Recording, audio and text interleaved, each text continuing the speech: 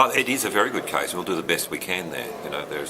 I can't make the commitment now, and we're certainly not the party that's going to go in there to try and reap our own financial dividend from that. What we want to do is to get that land on the market at a price that people can afford, and we'll do the best we can there. So if it's sold at current market value, that would be about 3 times to 4 times to 5 times as much. Yeah, we'll look. We're going down the path to do that assessment. I'll say it again. We just want to make sure that the land that we put on the market is pitched at a price that people can genuinely afford.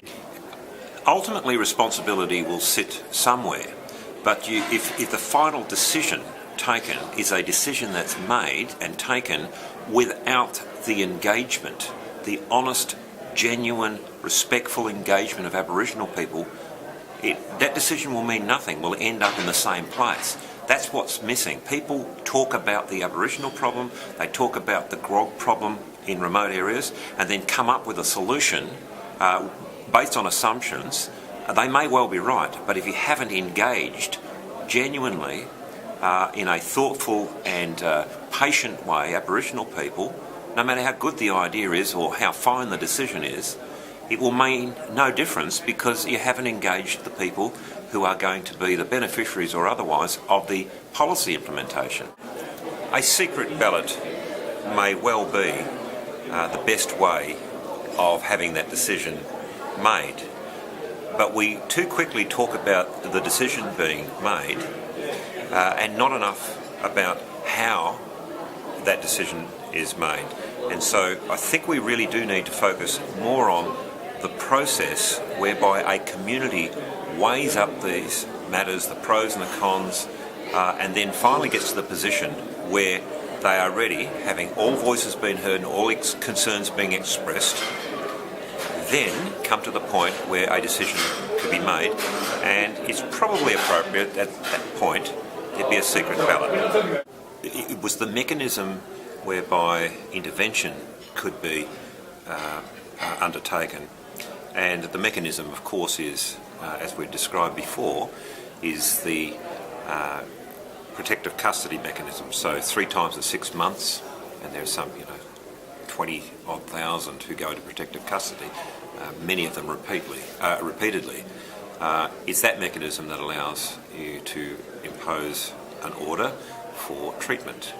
And what has been missed in that, because that's the mechanism that's been used, assumed that it's a criminal response. It's in fact a mechanism to get them into treatment.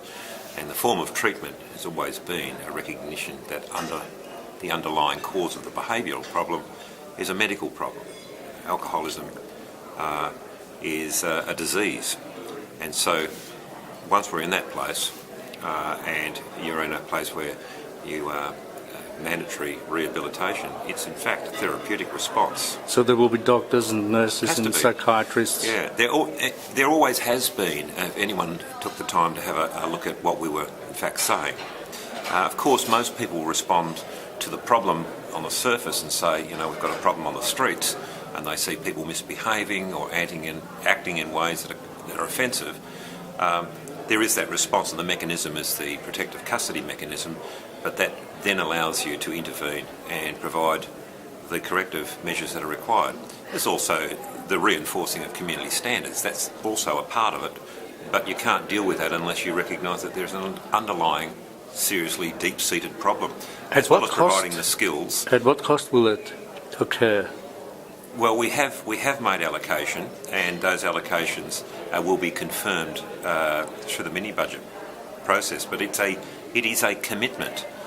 We can't take this path of reform and to squib on this, because there is an expectation that we deliver change in this area, and there's some $30 million that's already been reserved for this. But we'll go through the mini-budget process and we'll be able to identify exactly what amount is put down for the first phase, and you'll be able to see that story told.